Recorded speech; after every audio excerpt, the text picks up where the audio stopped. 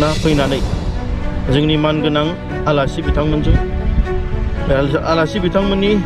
जि थांखि जि फोरमायनाय आरो बर' माहारियारि फरायसा आफादनि जि मावनायखौ मोजां मोननानै जे जोंनि गेदेमा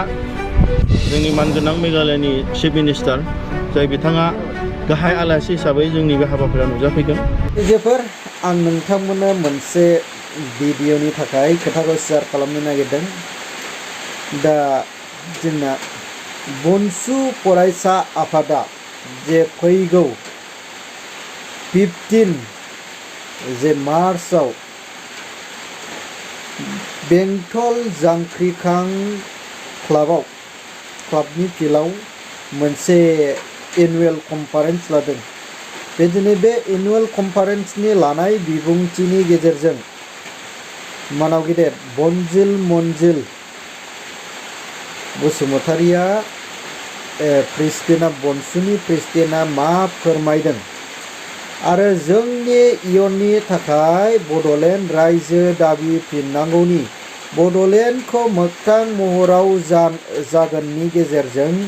जे सोर आलासिया बेयाव बाहागो लाफैगोन निस्सय नोंथांमोनहा बुजिगोन। भिडिअखौ क्लियारैनो फुरायैनो नायलांजोबालासिनो स्किप खालामनाङा, जोङो भिडिअखौ नायनानै लाग्रोदों। नायबादे फैगौ मार्च दाननि 14, 15 आरो 16आव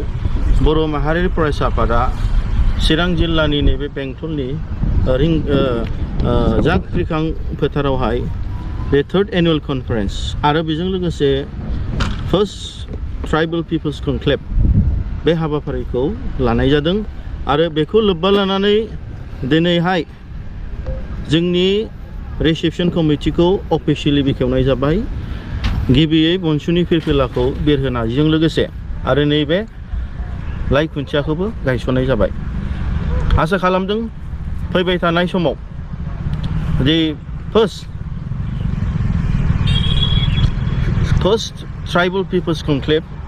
आरो 3rd एनुवेल कनफारेन्स बनसुनि बेयावहाय बयबो रायजो राजा बिथांमोना फैनानै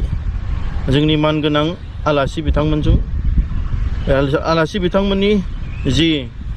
थांखि जि फोरमायनाय आरो बर' माहारियारि फरायसा आफादनि जि मावनायखौ मोजां मोननानै जे जोंनि गेदेमा जोंनि मानगोनां मेघालयनि चिफ मिनिस्टार जाय बिथाङा गाहाय आलासि हिसाबै जोंनि बे हाबाफारियाव नुजाफैगोन आरो बिथांनि जि जोंनि सायावहाय बर' हारिनि सायावहाय जि आलादा रायजो मोननो थाखाय जि मदद हेफाजाब होगोन बे बिथांमोननि बिबुंथिखौ खोनासंनो थाखाय बिथांमोना फैगोन। आरो बेजों लोगोसे जोंहा बेयावनो जोंनि मानगोनां त्रिपुरानि राजा प्रदुत बिक्रम देब बर्मा बिथाङाबो आलासि हिसाबै नुजाफैगोन आरो बेजों लोगोसे जोंहा दिनै बिल प्रदेश बिग्रानि जे MP राजकुमार राउत बिथाङाबो जे जोंनि बर'फोरनि आलादा रायजो बिनायखौ जे सापर्ट दङ दा बिथांमोनहाबो बिल प्रदेश बिदों,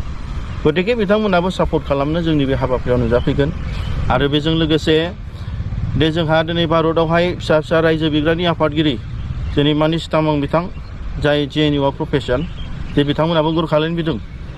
दे बिथाङा जे स्मलार नेशनेल फेडारेशन अफ निउ स्टेट्सनि जे आफादगिरि दे बिथाङा जोंखौहाय थांनाय समावहाय हांख्रायदों आरो दे बे आफादावहाय जे जइन जानानै जे जोङो फर्मेलि एखेलगैयैनो फिसा फिसा आलादा रायजो बिग्रा सारा भारतनिया खौसेयै सोमावसारनांगौ होननानै जोंनि सायावहाय बिथाङा रिकुवेस्ट खालामदों। दे बिथाङाबो बे हाबाफारियाव फैनानै दे जोंनि बड'लेण्ड रायजोनि आलादा रायजो बिनायनि सायाव बिथांमोनहाबो मदद होफैगोन। आरो बेजों लोगोसे जोंहा दिनै फिसा फिसा रायजो बिग्रानि स्टुडेन्टस दैदेनगिरि जेरै मिथिला आलादा रायजो बिनायनि स्टुडेन्टस लिडार्सफोर, विदर्भा प्रदेश बिग्रानि स्टुडेन्ट लिडार्सफोर बिथांमोनाबो बाहागो लाफैगोन। आरो बेजों लोगोसे जोंनि नर्थ इस्टनि जिहेतु ट्राइबेल स्टुडेन्टस लिडार्स बिथांमोन जेरै मेघालयानि खासि गार' आरो अरुणाचल प्रदेश स्टुडेन्टस इउनियननि दैदेनगिरि, जोंनि आसामनि ट्राइबेल स्टुडेन्टस लिडार्सफोर सोरबा जोंना टिवा मिसिं बिथांमोन, राभा, गोबां जोंनि कार्बि नङा होमबा, बिथांमोनाबो जोंनि हाबाफारियाव बाहागो लागोन आरो जोंनि बनसुनि जे जोंनि सिमां दं आलादा रायजो सोरजिनायनि बेयावहाय बिथांमोना मैखोम भाबै बाहागो लाफैगोन। अब्ला माखासे दा जोङो बनसुनि सायावबो फोथायनाय दङ। जेनो बनसुआ मोनसे नन पलिटिकेल अर्गानाइजेसन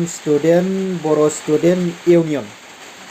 बियो जोंनि थाखायबो आरो रायजो राजाफ्रा फोथायनानै दङ जेनो खारन बे बनसु फरायसा आफादा जोंनि बड'लेण्ड दाबिनायाव मोगथां महराव मोनगोन होननानै आसा खालामो आरोखि दा रायजोफोर बेव जे प्रग्राम जागोन बे प्रग्राम जानायाव रायजोफोर बाहागो लाहैनो नाजा जेन' बनसु फरायसा आफादा मोनसे पलिटिकेलजों बिसोरो लोब्बा लानो नाङा जा मोगथाङाव 125 एमेन्डमेन्ट बिल जानो थांगासिनो दं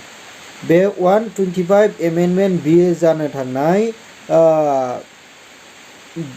प्रदुत बिक्रम मणिक जे बिथाङा मोनसे मेम'रेन्डाम होदोंमोन बे सारनि मेम'रेन्डाम होनायाव बेखौ रिसाबल खालामफिननांगौनि मोनसे सम सफैदों जेब्ला बे समाव जोंनि बर'नि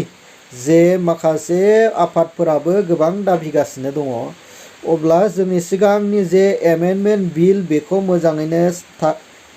दोनफिननानै जोंनो बांसिनसो पावारखौ मोजाङै दाफामफिननांगौनि बेनि मोनसे गोबां बारा DGPनि